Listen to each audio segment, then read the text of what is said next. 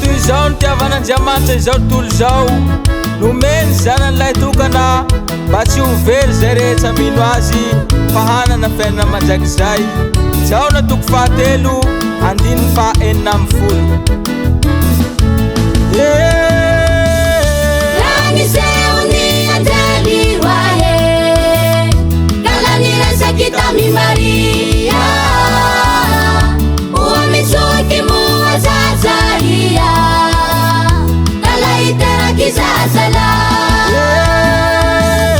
Naniseuni anjeli wae kalanira sakitami Maria uamitsuki muazazalia kalaitera kizazala. Regati Maria inuwabanyiza baza utimbula zaza timalala unawe.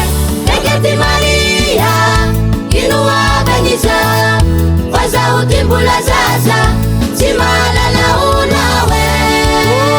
Maria, Timalala unawe. Maria, Timalala unawe. Bautatera kinitenila. Regati Maria inuwabanyiza baza utimbula zaza timalala unawe.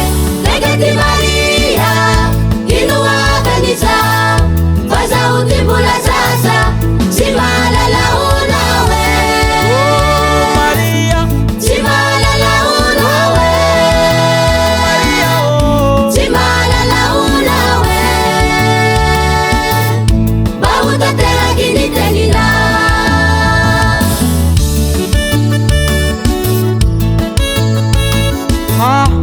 very hevitra aho mikasika Maria. Zahay mbola tsy mpivady nefa izy efa bevoka sahady, raha izany dia tsy hampakatsy azy ho vady aho.